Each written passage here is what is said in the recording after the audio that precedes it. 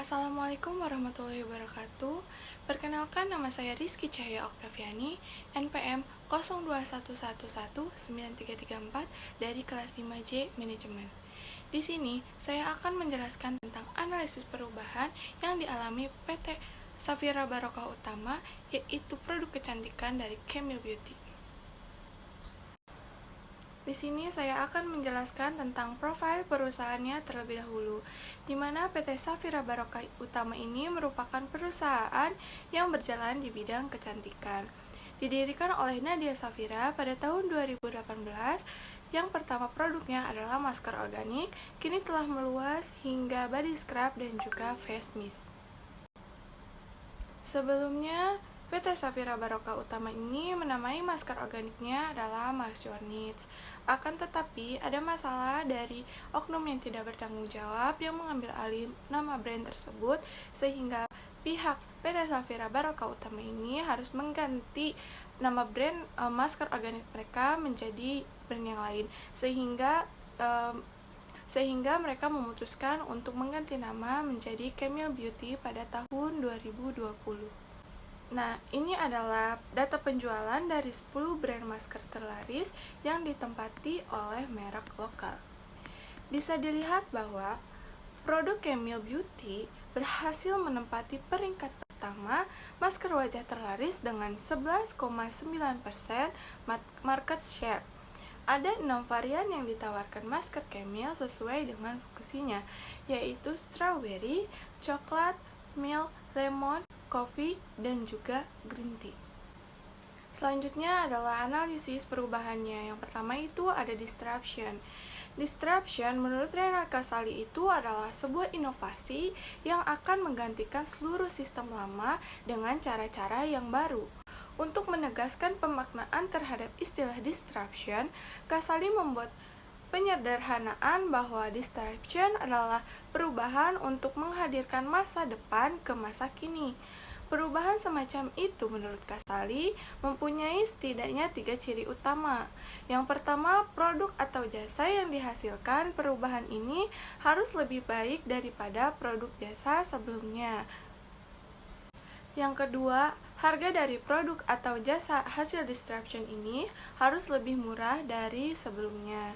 Yang ketiga, produk atau jasa yang dihasilkan proses disrupsi juga harus lebih mudah atau didapat para penggunanya, bukan sebaliknya malah lebih susah ataupun lebih sulit dijangkau. Selanjutnya itu disruption pada Camille Beauty, di mana bisa kita lihat di sini ada 2 produk Camille Beauty masker organik yang varian coklat, akan tetapi kandungan ini berbeda. Yang pertama itu tidak ada kandungan kolagen, yang kedua itu ada kandungan kolagennya. Nah, pada awalnya PT Safira Barokah Utama ini memproduksi masker organik tidak menggunakan kandungan skincare.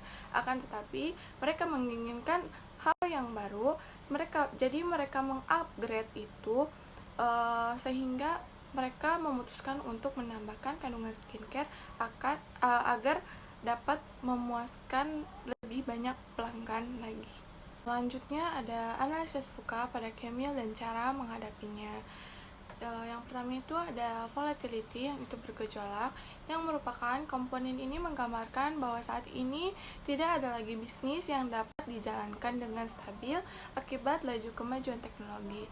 Kondisi ini dipengaruhi oleh banyaknya inovasi yang didasarkan pada perkembangan teknologi yang pesat dan terus berubah. Menanggapi kondisi ini, pelaku bisnis juga dipaksa untuk berubah mengikuti kemajuan pemanfaatan teknologi. Lalu, cara menghadapinya itu dengan cara vision atau visi dapat membedakan antara seorang pemimpin dan pengikut. Orang yang memiliki visi lebih besar akan menjadi pemimpin bagi orang-orang yang bervisi lebih kecil. Selanjutnya ada volatility pada Camille Beauty itu, di mana pada awal November 2020 itu PT Safira Barokah Utama mengalami kebangkrutan. Sudah saya jelaskan tadi bahwa sebelum memiliki nama brand Camille, sebelumnya PT Safira Barokah Utama ini menamai maskernya itu Masyornits. Nah, Masyornits ini dimulai pada tahun 2018. Selama kurang lebih 2 tahun memiliki menjadi masker organik yang cukup terkenal. Pada akhirnya PT Safira Baroka Utama ini mengalami kebangkrutan. Selanjutnya, bagaimana sih cara menghadapi volatility? Cara menghadapi volatility itu dengan cara visi atau vision, di mana pada PT Safira Baroka Utama ini memutuskan untuk mengganti nama brand Masionis menjadi Camel Beauty. Nah, nama Camel tersendiri itu tidak memiliki makna ataupun filosofi lain, tetapi di atas logo Camel ini terdapat ikon pelangi yang mengartikan bahwa setelah hujan pasti ada pelangi, yang artinya setelah ada kesedihan pasti ada kebahagiaan. Lalu PT Safira Baroka Utama mengumumkan kepada konsumen bahwa perusahaan tersebut sudah mengganti nama menjadi Camel Beauty dan tidak bertanggung jawab atas Masionits lagi. Selanjutnya ada uncertainty, di mana itu adalah ketidakpastian. Komponen ini menggambarkan bahwa tidak ada yang dapat dipastikan dalam menjalankan sebuah roda perputaran bisnis. Ketidakpastian ini membuat kondisi pasar dan industri menjadi sulit untuk dipahami, diprediksi, dan ditanggulangi. Menanggapi kondisi ini, banyak perusahaan yang memutuskan untuk diam-diam dan tidak melakukan perubahan atas ketidakpastian dan yang terjadi. Umumnya, tindakan ini diambil karena adanya perasaan tidak aman atau insecurity untuk berubah dalam situasi yang juga berubah. Selanjutnya yaitu cara menghadapi uncertainty, yaitu dengan cara understanding. Understanding ini merupakan pemahaman yang memiliki arti bagaimana kita paham akan perubahan dan hal-hal yang perlu disiapkan untuk menghadapi perubahan dengan baik dan juga benar. Nah, selanjutnya itu ada uncertainty dari Camel Beauty. Uncertainty itu kan ketidakpastian. Jadi pada saat itu Camel juga mengalami kebangkrutan, di mana kurangnya pendapatan atas penjualannya.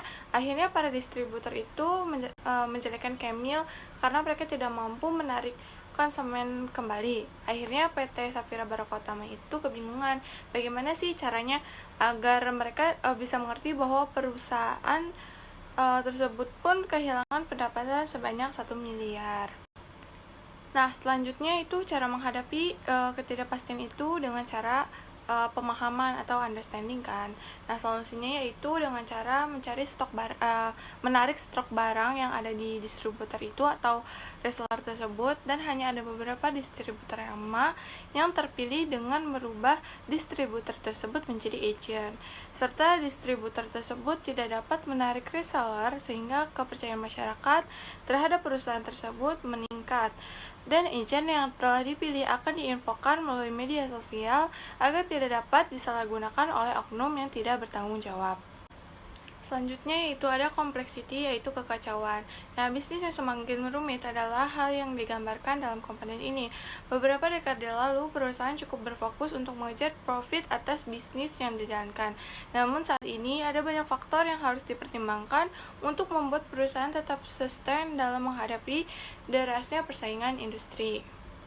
Selanjutnya adalah cara menghadapi complexity, yaitu dengan cara kejelasan atau clarity, yang merupakan kemampuan seseorang melihat masa depan dengan jelas yang tidak dilihat oleh lainnya. Seorang pemimpin mempunyai kemampuan yang sangat jelas mengenai apa yang sedang dibuat untuk mewujudkan visinya, namun sangat fleksibel dalam mewujudkan visi tersebut atau sangat adaptif. Selanjutnya ada complexity dari Camel Beauty. Nah, di mana PT Safira itu pernah mengalami komplain dari beberapa pelanggan akibat adanya kesalahan pengiriman jenis produk, seperti salah varian produk, salah jenis produk, maupun salah jumlah pengirim produk. Nah, cara mengatasinya itu dengan cara kejelasan atau clarity, di mana memberikan pola latihan atau evaluasi pada karyawan. Jika terdapat karyawan yang tidak dapat mengikuti prosedur yang ada, maka karyawan tersebut dapat diberhentikan. Perusahaan tersebut bisa mengetahui bagaimana kinerja karyawan pada perusahaan dikarenakan jika konsumen komplain, maka akan ditanyakan kode pada kemasan produk. Nah, kode itu akan memberitahu siapakah karyawan yang kurang fokus dalam pekerjaannya. Selanjutnya ada ambiguity. ambiguity ini merupakan kebiasaan. Nah, salah satu hal yang disorot pada komponen ini adalah penggambaran sekat-sekat area bisnis yang kian mengabur. Di era sekarang, banyak pemain bisnis baru yang kehadirannya tidak dapat diduga.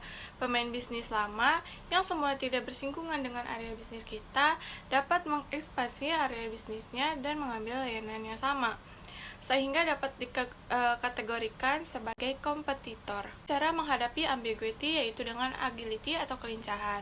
Yang dimaksud adalah bagaimana setiap individu harus cepat tanggap dalam menghadapi perubahan, menghadapi tuntutan konsumen, dan perkembangan baru yang tiba-tiba muncul. Selanjutnya ada ambiguity dari PT Safira Baroka Utama, yaitu PT Safira Baroka Utama ini telah mengalami berkali-kali kegagalan dan Nadia sendiri kebingungan apakah melanjutkan atau berhenti sebuah perusahaan masker tersebut dikarenakan banyaknya kerugian yang dialami oleh perusahaan tersebut. Selanjutnya, cara menghadapi ambiguity yaitu dengan mengurangi ambiguitas dengan kelincahan, di mana kegagalan yang telah dilalui dan kebingungan yang telah dialami itu bisa diatasi dengan eksperimen. Eksperimen yang dilakukan adalah dengan cara menciptakan sebuah masker dengan memiliki kandungan skincare dalamnya sehingga dapat menarik minat pelanggan kembali. Selanjutnya ada perubahan platform. Nah, platform menurut wahana komputer dalam buku membangun aplikasi mobile cross platform dengan PhoneGap merupakan perpaduan antara perangkat keras yaitu hardware dan perangkat lunak yaitu software komputer yang menjadi dasar aplikasi agar bisa dijalankan sesuai fungsinya. Media lama seperti TV dan surat kabar atau koran awalnya hanya terbatas dan berbentuk fisiknya semata tanpa menghirup lunak yaitu software komputer yang menjadi dasar aplikasi agar bisa dijalankan sesuai fungsinya. Media lama seperti TV dan surat kabar atau koran awalnya hanya terbatas dan berbentuk fisiknya semata tanpa menghiraukan perkembangan model bentuk lainnya. Dengan konsep multi-platform, media arus utama seperti TV dan koran akhirnya bisa berubah bentuknya dalam wujud digital dan juga sosial media, sehingga internet menjadi salah satu faktor penting dalam perubahan dan perluasan ide ini. Nah, selanjutnya itu ada perubahan platform pada Camille. Pada awalnya, Nadia Safira itu mempromosikan produknya itu melalui mulut ke mulut saja, yaitu kepada teman dekatnya di sekolahan. Nah, lama-kelamaan Nadia Safira memutuskan untuk mempromosikan produknya melalui media sosial Instagram. Setelah itu dapat dibeli melalui Shopee. Nah, semakin adanya perkembangan zaman, semakin canggihnya teknologi adalah aplikasi yang bernama TikTok. Nadia Safira menggunakan TikTok sebagai sarana promosi. Akan tetapi, Nadia Safira juga menggunakan TikTok sebagai motivasi kepada pengusaha lain agar tetap semangat dalam berusahanya. Nah, selanjutnya itu ada budaya baru. Budaya baru ini mencakup fungsi manajerial. Yang pertama, ada planning. Planning itu merupakan sebuah aktivitas strategis yang berhubungan dalam menyusun hal yang perlu dikerjakan dengan sumber yang tersedia. Yang kedua, itu ada organizing. Yang tujuan dilakukannya itu untuk membagi sebuah kegiatan besar menjadi beberapa kegiatan yang lebih kecil. Yang ketiga itu ada actuating. Pengarahan atau actuating itu merupakan aktivitas yang dilakukan untuk mengusahakan setiap anggota organisasi berusaha mencapai sasaran yang sesuai dengan rencana manajerial dan usaha. Yang ketiga itu ada controlling. Controlling itu mengevaluasi efektivitas serta keberhasilan kinerja, melakukan koreksi dan klasifikasi, serta memberi solusi terhadap masalah yang terjadi ketika proses kerja berlangsung. Selanjutnya ada budaya baru pada Camille yang mencakup yang pertama planning. Nah, rencana dari Camille Beauty ini yang merupakan perusahaan yang berjalan di bidang kecantikan ini merencanakan membuat produk body lotion. Nah, produk body lotionnya itu yang ingin dimiliki adalah dimana body lotion tersebut tidak lengket, cepat menyerap, dan juga tidak keabuan ketika digunakan. Rencana ini sebelum dijual di pasaran, maka akan dibagikan secara random kepada customer yang telah membeli produk masker dan akan dimasukkan secara random kepada mereka, sehingga akan didapatkan nilai baik atau buruknya secara jujur dari pengguna body lotion tersebut. Selanjutnya ada organizing, di mana Camel Beauty ini pengorganisasiannya itu sudah jelas, sudah ditentukan. Ada bagian admin agent, admin complaint, content creator, desain produk, admin Shopee, packing, dan admin sosial media, tim pemotongan bubble wrap, dan juga tim packaging dan sebagainya. Jadi sudah jelas dan akan dan itu tuh sesuai dengan kemampuan dari masing-masing. Selanjutnya ada actuating. Jadi agar Camel itu dapat mencapai sasaran sesuai dengan rencana, maka tim Camel akan memberikan job desk sesuai dengan bagian dan kemampuannya masing-masing. Setiap bagian maka akan dievaluasi dan harus mengikuti dengan peraturan yang ada. Jika ada kesalahan, maka CEO atau owner akan menegur secara langsung serta memberi pengarahan agar pekerja dapat bekerja dengan lebih baik. Selanjutnya ada controlling, jadi setiap pekerja akan dievaluasi, contohnya pada admin komplain, maka harus merespon customer dengan baik dan mengecek apakah produk tersebut benar-benar ada kesalahan, dan apabila memang benar ada kesalahan, maka customer harus memberikan bukti yang ada seperti nomor pesanan dan juga video unboxing. Selain itu, tim Camel akan merefund uang yang telah customer pesan pada Camel Beauty dan harus memeriksa kembali agar tidak ada kesalahan pada pengembalian tersebut. Lalu pada tim packing, setiap packing terdapat kode pada bagian sisi boxnya, maka kode tersebut dapat diketahui siapakah yang lalai dalam pekerjaannya, maka CEO dapat memberi teguran kepada pekerja tersebut. Nah, yang terakhir itu ada staffing. Dalam perekrutan karyawan, seleksi karyawan, dan penempatan karyawan itu akan sesuai dengan keahliannya. Nah, selanjutnya itu ada analisis SWOT. Yang pertama itu ada strength. Strength-nya itu memiliki kualitas yang berbeda dengan produk yang lain, memiliki kinerja yang baik pada organisasinya. Yang kedua itu ada weakness, di mana weakness itu keterlambatan pengiriman akibat terlalu banyaknya jumlah minat pelanggan. Yang ketiga itu ada opportunities, di mana dapat bersaing dengan produk yang sudah ada karena memiliki keunggulan yang belum dimiliki oleh produk lain. Nah, yang terakhir itu ada threats.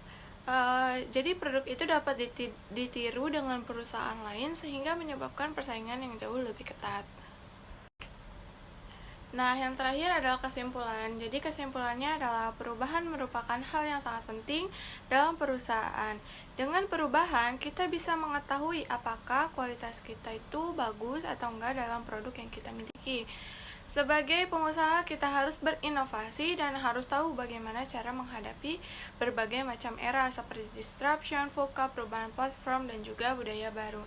Sekian presentasi dari saya, kurang lebihnya mohon maaf. Wassalamualaikum warahmatullahi wabarakatuh.